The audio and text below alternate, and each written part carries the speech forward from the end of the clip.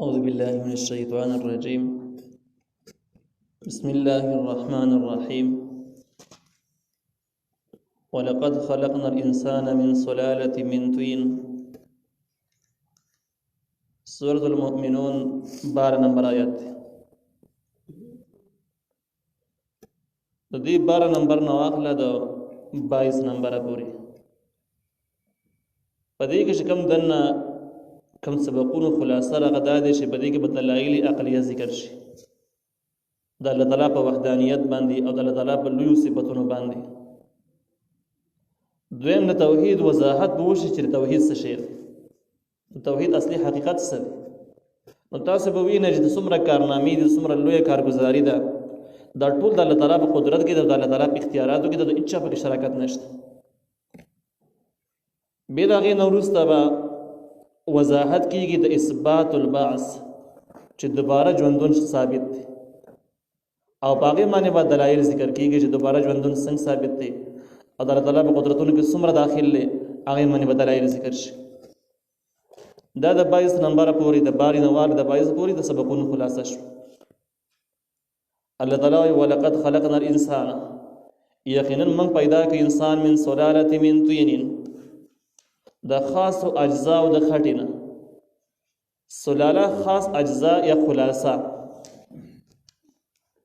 د دې نه د انسان د ژوندون آغاز وشو. سلاله من طين خو مده باندې اتفاق د سلاله خلاصه خاص اجزاء ته ویل کېږي.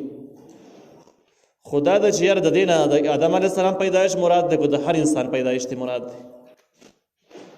د اکثر علماء رائے دا ده چې د انسان نه مراد ذکر کی آدم علی السلام ده، او آدم علی السلام چې کوم دین او دا د ټول دنیا نه خاص اجزاء د خاطی خاص اجزاء را جمع شو، آدم علی السلام ته جوړ شو. نو من طين پورې هم دومره شوله. بیا وروسته د باقی انسانانو ذکر بدې کې د ثم جعلناه نطفه فی قرار مکین. د باقی انسانانو بیا طریقه دا شو چې دا د نطفه نه د پیدایش شروع شو، دغه نطفه په یو د ساریدلو په ځګر کې به پاتې شو، یو خاص ځای کې به پاتې شو. دا غینه بعد بیا دغه نطفه د وخت یې شکل ته واوختله، بیا به د وخت شکل ته، بیا اډوکی ته، بیا اډوکی باندې مخه را خورا شو. دا اکثر علماء رائے ده، لیکن ځینې علماء رائے ده چې د خلق د انسان من سلاله من طين مراد هر انسان ته مراد دی. نو دین هر انسان مراد چې آدم علیه السلام نه علاوه تر باقی انسانان مراد شي. نو بیا به د سلاله چې کوم د خاص اجزا ورسې شي مراد شو، دغه خاص اجزا نو بیا نطفه مراد شو. ځکه چې دا انسان جوړیږي، د انسان آغاز کیږي د دې کیږي چې د اسمان نه کوم باران وشي، کوم اوبه راشي، نو په ځینې خاصو خاورو کې په هر خاورو کې پیداوار نه کیږي، په خاصو خاورو کې پیداوار وشي، هلته فصلونه وشي، میوې وشي، یو انسان یې وخوري. چې کله انسان وخوري نو هغه خوراکونه چې کوم دي د انسان په خېټه کې د غذایت شکل اختیار کی او د هغه غذایاتو نه د انسان نطفه جوړ شي.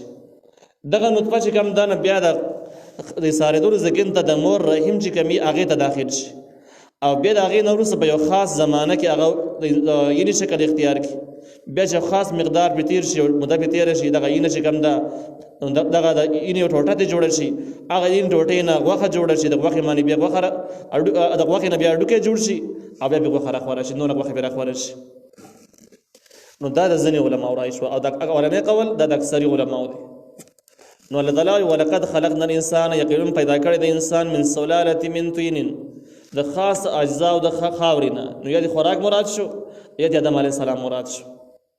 ثم جعلناه، بیا من ګرځول د انسان لره دغه خاص اجزا لره نطفه په شکل د نطفه کې فی قرار مکین، په یو ځای د پاتې کېدو کې چې خاص ځګن کې د پاتې کېږي. بیا ثم خلقنا النطفه، بیا من ګرځو جوړو دغه نطفه لره علقه ټوټه د اینې. علاقه د اینې هغه ټوټې ته ویل کېږي چې هغه ټوس شکلي او د بېدلو والا اینه نه وي. په خلقنا العلقه، نو موږ جوړو دغه اینې ټوټې نه مضغه غوښه، دغه اینه بیا د غوښې شکل اختیار کړي. خو دې حالاتو کې دې کې څه نه وي. په خلقنا المضغه عظاما، بیا موږ پیدا کوو د دغې اینې ټوټې نه عظاما، فخلقنا المضغه، بیا موږ جوړو د دغې غوښې نه عظاما اډوکي. تفسیر باندې قرآن لیکلی دی چې د فخلقنا المضغه عظاما دغه یې نه موږ بیا اډوکې جوړو د ځینې غوښې نه اډوکې جوړېږي د ټولو نه جوړېږي. نو په دې کې د بعضې شرط پکې شته، قرآن نه ذکر کړی، خدا پکې معتبر دی. او د مخکې چې کوم صورتونه په دې کې بعضې نشته دی. غونډه نطفه چې دا یینې ته واوړي د یینې شکل اختیار کړي، بیا غونډه یینه چې کوم ده هغه د غوښې شکل اختیار کړي، بیا دا غونډه غوښه چې کومه ده په دې کې ځینې حصه د اډوکو شکل اختیار کړي، ځینې حصه په خپل ځای باندې پاتې شي. فکساونا عظاما لحما بیا موږ را خوراک په دغه اډوکو باندې غوښه منځ کې چې کوم دی نه منځ غوښه هغه د اډوکو شکل اختیار کړي، بغاړو باندې چې کوم هغه د غوښې شکل دغه شانتي پاتې شي. نو د اډوکې په دې غوښه کې پټ راشي. ثم انشأناه بیا موږ پیدا کړو دلته خلقا آخر په یو بل صورت کې، یعنی بیا پکې ساه وغورځېږي او اوس ژوندی انسان شو.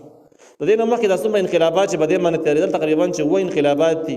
نو دغه 7 انقلاباتو کې دې کې ساه نه وه، د شپږو کې ساه نه وه، په دې 7 انقلاب کې په دې کې ساه راشي. نو په دې ساه صورت کې ثم انشأناه بیا یې موږ پیدا کړو خلقا آخر په یو صورت بل کې، یعنی ژوندی انسان چې د هغې نه وروسته. اوس دا دومره لوی قدرتونه د چارې د خالص الله تعالی دی، هېڅوک پکې شریک نه دی. او د انسان ذکر دی نو په انسان باندې دا دومره احسانات د چا دي چې د کوم ځګین نه کوم ځګین ته راورساو، د دومره احسانات د چا دي د الله تعالی دي. یو قسم له ترغیب هم شو نیکو اعمالو ته چې دومره احسانات در باندې الله تعالی دي، نو بیا ته د چا باندې مخالفت ولې کوي، د شیطان ولې اوري. نو بیا دې ذکر کې نیکو اعمالو ته ترغیب شو.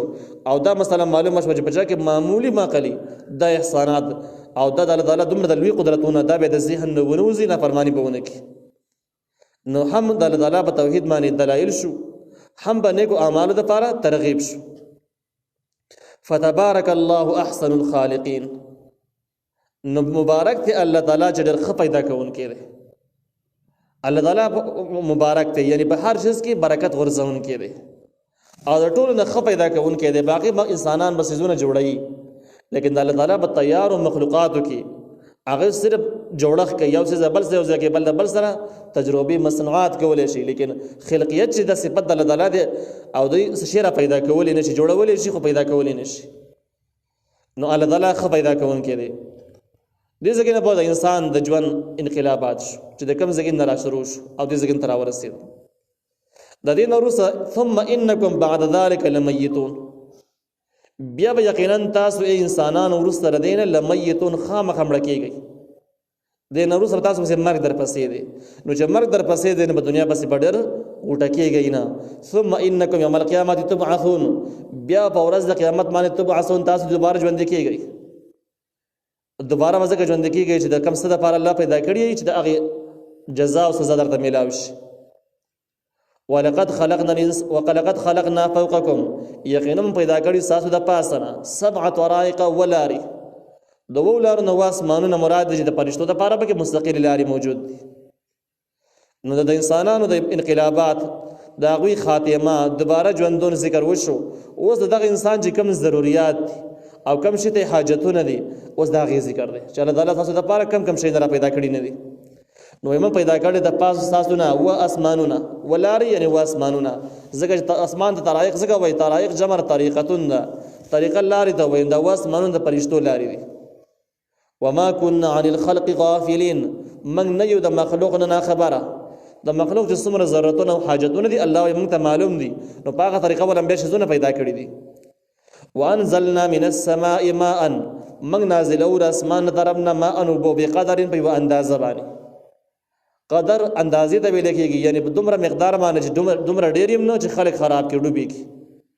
کله کله د عذاب شکل به اختیاري خو عام طور داسې نه وي، او دومره کم یم نه چې د انسانانو نه پوره کېږي، داسې نه.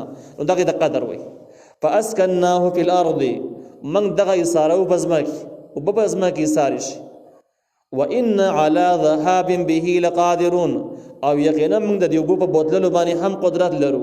څنګه چې راورولی شو داسې د ځمکې نه ورکولی هم شو چې د هوا په ذریعه باندې خپل د ګیس شکل اختیار کړي، اسمان ته ولوځي یا ځمکې ښکتې لاړې شي او بیا اوبه نه وي. نو الله تعالی په دې باندې هم قادر یو، څنګه چې په راورولو باندې قادر یو داسې په ورکولو باندې هم قادر یو. نو انسانانو ته یو احساس دی چې دغه احسان د باندې هم الله وکړو چې باران د باندې الله کوي، او د هغې باندې ستاسې خوراکونه او تمام ضروریات د ځمکې نه راپوره کېږي چې د دغه اوبو نه بغیر د انسان ژوند ممکن نه دی. خو دا خبره یاد لره که نافرمانه شوې د اوبه نه الله تعالی لرې کولی بېرته هم شي لاړې به شي. فانشأنا لکم، موږ را پیدا کوو ستاسو دپاره به په دغه اوبو باندې جنات باغونه من نخیل د کجورو و اعناب او د انګورو د نخیل کجور اعناب انګور نو دا په عربو کې عام اکثری پیداوار دی ذکر دې ذکر وشو لکم فیها ساسو د پاره بده کې فواکه میوي کثیرتون ډېری فواکه جمع د فاکهاتون د هغه میوې ته ویل کېږي چې خلک تازه وخوري او چې کوم وچ شي هغه سټور کولای شي به خوړلی شي نو هغه په منځله د غلی شي د غلی غونډه کردار به لري حیثیت لري نو دا غي ذکر بده دوی مېسه کې د جوامین ها تاکلون بعض ردینا تاسو خوري بعض به کې میوې تاسو تازه خوري او بعض تاسو جمع کوي نو به د غلی په تور باندې استعمالوي د ولګي په ځای باندې استعمالوي وشجره او ونه یعنی بدغه ګو باندې موږ د سیونی را پیدا کړی دي تخرجو چې راوزی من تور سینا د غار د سینا نه کوئی تور چې کوم مشهور غار د سینا غار چې کوم په شام کې موجود دی دا غي نه راوزی د دې نه مراد د خونه ونی دي اوس سوال دا د خونان خو یوازې په تور سینا کې نه کیږي دا یوازې د شام پیداوار نه د ټوله دنیا کې ستنه سشته دي جواب دا هغه دا چې د خونانو اکثری زیاته حصہ په شام کې ده په شام کې دومره زیات مقدار باندې چې دومره زیات مقدار په باقي دنیا کې دی نشته دي نو دا به اعتبار د اکثر سره ذکر شو او دغه حدود هم د عرب حدود دي او د قرآن مخاطبین اولنی مخاطبین عرب دي نو په دې وجه باندې شام ذکر شو ځکه د عرب خلکو د مکی او د مدینه دغه طرفونو چې کم تاجران دا هم شان ته د علاقې ویلي دي او ته معلومي وي او د باقي علاقو ذکر د چا کړه وي نو بیا ویل دا یو کنه وي او څنګه معلومات وکړو خبره به شکمنه پرې وتله نو په دې وجه باندې دغه علاقې ذکر وکړو تم بوتو چې رازرغونی دغه خونه بالدهن التیل وصبغ للآکلین او دا سالن یا انګوله سالن انګوله عام زمون پښتو کې دغه د سيزونه ویل کېږي خلک په ډوډۍ خوري وصبغ او دا سالن للآکلین د پاړه د خوړونکو یعنی دغه ونه چې کوم دا چې د خونه ونه را د تیل د دین را زرغونیږي خلک ته وباسي چې هغه تیل خلک د مالش د پاره هم استعمالوي نو بدون ذکر باغی کې وشو او دغه شان د خلک د پوره ډوډۍ هم خوري د سالن په ځای هم استعمالوي نو واسبغ للآکلین ذکر په دې دویم کې وشو